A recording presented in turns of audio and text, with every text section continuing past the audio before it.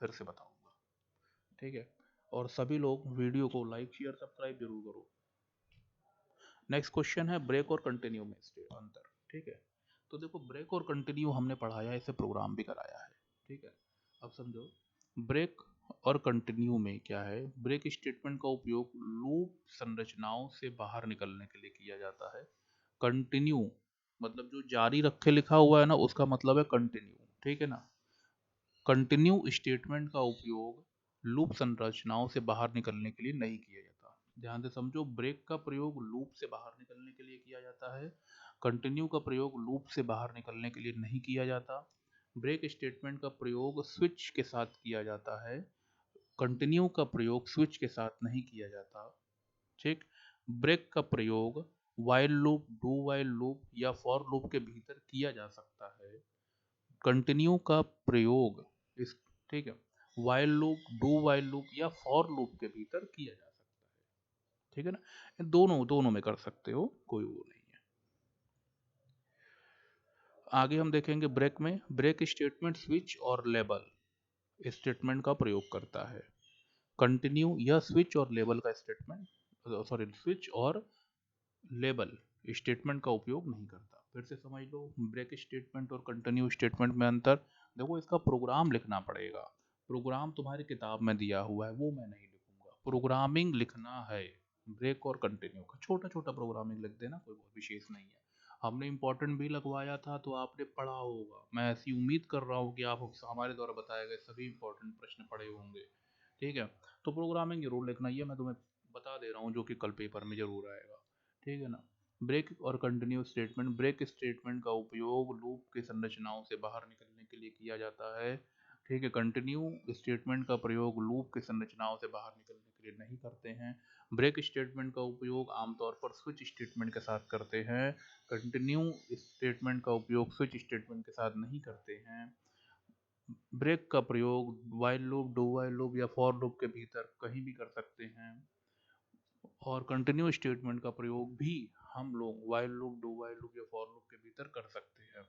Break में क्या है कि ब्रेक स्टेटमेंट में स्विच और लेबल स्टेटमेंट का प्रयोग करते हैं, ठीक है। कंटिन्यू में यह स्विच और लेबल स्टेटमेंट का प्रयोग नहीं करता, बस सिंपल है, ठीक है। आगे चलते हैं नेक्स्ट क्वेश्चन पे। कंपाइलर और इंटरप्रेटर में अंतर बहुत बार बताया, बहुत बहुत बार बताया, याद भी होना चाहिए सबको डेफिनेटली। अगर ये क्वेश्चन नहीं कर पाए ना, मारूंगा मैं तुम सबको, ठीक है ना। कंटिन्यू और इंटरप्रेटर में देखो, सॉरी, कंपाइलर और इंटरप्रेटर में देखो, कंपाइलर पूरे प्रोग्राम को एक साथ, अच्छा देखो ये दोनों है कि ये दोनों ट्रांसलेटर प्रोग्राम है। कंपाइलर और इंटरप्रेटर क्या है, दोनों ट्रांसलेटर प्रोग्राम है, ठीक है ना। तो अभी देखेंगे कंपाइलर पूरे प्रोग्राम को एक साथ परिवर्तित करता है, ठीक है। इंटरप्रेटर पूरे प्रोग्राम को एक साथ परिवर्तित नहीं करता, ये क्या करता है, लाइन, एक एक लाइन को लाइन बाय लाइन, ठीक है, ये परिवर्तित करता है या ट्रांसलेट करता है। कंपाइलर पूरे प्रोग्राम को एक साथ कंपाइल कर, सॉरी, ट्रांसलेट करता है, ठीक है। इंटरप्रेटर पूरे प्रोग्राम को एक साथ कंपाइल नहीं कर, सॉरी, ट्रांसलेट नहीं करता, एक लाइन वाइज लाइन ट्रांसलेट करता है। कंपाइलर पूरे प्रोग्राम को मशीन लैंग्वेज में परिवर्तित कर सभी गलतियों को एक साथ बताता है, ठीक है ना। मतलब जो कंपाइलर है वो एक साथ पूरा प्रोग्राम को ट्रांसलेट करके जितनी भी गलतियां होंगी उनकी पूरी एक लिस्ट, जैसे सी प्लस प्लस में आप लोग करते हो, सारी लिस्ट नीचे दिखा देता है। इंटरप्रेटर एक लाइन में मशीन लैंग्वेज में परिवर्तित कर, एक लाइन को मशीन लैंग्वेज में परिवर्तित कर उसकी गलतियां बताता है, फिर उसको ठीक होने का वेट करता है। जब उस गलतियों को आप ठीक कर देते हो तो वो अगली लाइन को वो एग्जीक्यूट करेगा या ट्रांसलेट करेगा, नहीं तब तक रुका रहेगा, ठीक है। अब देखो कंपाइलर में अशुद्धियों को हटाना धीमा होता है, लेकिन इंटरप्रेटर में अशुद्धियों मतलब एरर को हटाना फास्ट होता है। क्यों? क्योंकि कंपाइलर में एक साथ सारी अशुद्धि आपको दिख जाती है और फिर आप खोजते हो कि किस लाइन में कौन कौन सी अशुद्धि है। लेकिन इंटरप्रेटर में क्या है, उसको बता देता है आपको पहले कि इसी लाइन में अशुद्धि है, और उस लाइन में अशुद्धि आपको खोजनी नहीं पड़ती, फट से आप उसको दूर करते हो और फिर से उसको इंटरप्रेट करते हो, ट्रांसलेट करते हो, ठीक है। कंपाइलर में क्या है कि इसमें एग्जीक्यूशन मतलब संपादित, सॉरी, एडिट का समय कम लगता है, लेकिन इंटरप्रेटर में एडिट का समय थोड़ा सा ज़्यादा हो लगता है, ठीक है।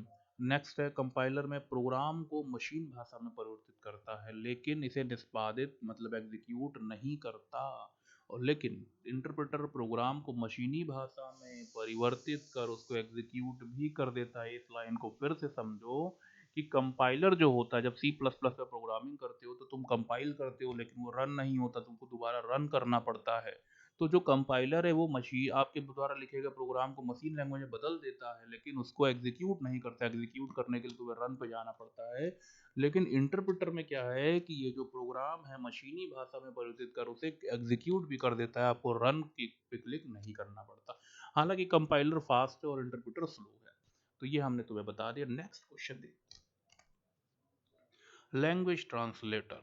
ये प्रश्न भी आ रहा है, कंफर्म ही आ रहा है और आएगा। ठीक है, लैंग्वेज ट्रांसलेटर क्या है? अब भाई देखो, हम पूरा पेपर बता रहे हैं ना। ठीक है, अगर किसी कोई फेल हुआ तो बेटा काटेंगे, सबको काटेंगे, ढंग से नंबर काटेंगे सबका। ठीक है ना। लैंग्वेज ट्रांसलेटर क्या है? अब देखो, ये एक प्रोग्रामिंग भाषा है। ठीक है ना। अब देखो क्या है language translator, high level language में लिखे गए प्रोग्राम को मशीन लैंग्वेज में परिवर्तित करने वाले सिस्टम सॉफ्टवेयर को हम लोग लैंग्वेज ट्रांसलेटर कहते हैं। तो सिंपल लैंग्वेज में लैंग्वेज ट्रांसलेटर क्या है? लैंग्वेज ट्रांसलेटर वह सिस्टम सॉफ्टवेयर है जो हाई लेवल लैंग्वेज में लिखे गए प्रोग्राम को मशीन लैंग्वेज में बदलने का कार्य करता है, उसको हम लोग कहते हैं लैंग्वेज ट्रांसलेटर। अब देखो, लैंग्वेज ट्रांसलेटर कितने प्रकार के होते हैं? ठीक है, लैंग्वेज ट्रांसलेटर 3 प्रकार के होते हैं, असेंबलर, कंपाइलर, इंटरप्रेटर। इन तीनों के बारे में लिखना है और ये आपकी किताब में दिया हुआ है, आप वहां से पढ़ लेना। ठीक है, लेकिन मैं बता दे रहा हूँ, असेंबलर क्या होता है? असेंबली भाषा में लिखे गए प्रोग्राम को मशीन लैंग्वेज में बदलने वाला सॉफ्टवेयर असेंबलर कहलाता है। हाई लेवल लैंग्वेज में लिखे गए प्रोग्राम को मशीनी भाषा में बदलने के लिए कंपाइलर यूज करते हैं। इंटरप्रेटर भी यही करता है, हाई लेवल लैंग्वेज में लिखे गए प्रोग्राम को मशीनी भाषा में बदलता है, यह इंटरप्रेटर करता है। इन सब के बारे में थोड़ा थोड़ा पढ़ लोगे, तुम्हारी किताब में दिया हुआ है, पहले चैप्टर में ही दिया हुआ है, तो पढ़ लेना। Next question, Linux operating system की विशेषताएं। ये भी आपकी किताब में लिखा हुआ है, लेकिन हम थोड़ा थोड़ा बता दे रहे हैं। पहला, जो लाइनक्स है, लाइनक्स सर्वरों में अग्रणी ऑपरेटिंग सिस्टम होने के नाते उपयोग, संशोधन और वितरण के लिए स्वतंत्र है। मतलब लाइनक्स जो है वो ओपन सोर्स ऑपरेटिंग सिस्टम है। लाइनक्स क्या है? Open source operating system. ध्यान से सुनो, लाइनक्स क्या है? ओपन सोर्स ऑपरेटिंग सिस्टम, पहला।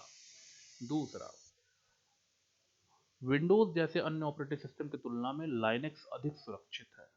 ठीक है, लाइनक्स क्या है? सिक्योर है। विंडोज जैसे ऑपरेटिंग सिस्टम की तुलना में लाइनक्स ज़्यादा सिक्योर है। पहला मैंने बताया लाइनक्स क्या है, Linux open source operating system है। दूसरा मैंने क्या बताया, विंडोज जैसे ऑपरेटिंग सिस्टम की तुलना में लाइनक्स ज़्यादा सिक्योर है। तीसरा, लाइनक्स सॉफ्टवेयर बिना किसी विचलन के हाई और लो एंड हार्डवेयर दोनों पर काम करता है। ठीक है ना। देखो, लाइनक्स ऑपरेटिंग सिस्टम में कोई भी हार्डवेयर तुम कनेक्ट कर दो वो सब पे काम करता है, उसमें कोई दिक्कत नहीं होती। ठीक, लिखा है लाइनक्स सॉफ्टवेयर बिना किसी विचलन के हाई और लो एंड हार्डवेयर दोनों पर काम करता है। ठीक है। नेक्स्ट देखो, लाइनक्स कई मायनों में अन्य ऑपरेटिंग सिस्टम से अलग है। ठीक है, कंप्यूटर से लेके अन्य इलेक्ट्रॉनिक उपकरणों में इसका प्रयोग आसानी से कर सकते हैं हम लोग। लाइनक्स की सबसे अच्छी विशेषता है, ठीक है, ये कई व्यक्तियों द्वारा सिस्टम का प्रयोग, मतलब ये मल्टी यूजर ऑपरेटिंग सिस्टम है। लाइनक्स क्या है? Multi user operating system. ठीक है, विंडोज ऑपरेटिंग सिस्टम के समान उपयोगकर्ता ग्राफिकल यूजर इंटरफेस और कमांड लाइन इंटरफेस दोनों का प्रयोग इस पे कर सकते हैं लाइनक्स पे। ठीक है, तो वीडियो समझ में आई होगी, इसको 2-3 बार देखोगे यार, देखो तभी समझ में आएगा, एक बार में तो नहीं समझ में आएगा। ठीक है, नेक्स्ट क्वेश्चन। चलो, इसके बाद इसके बाद थर्ड पार्ट आ रहा है जल्दी से। ठीक है, ये वीडियो जल्दी देख लो, उसके बाद थर्ड पार्ट मैं देता हूँ आप लोगों को। ठीक है।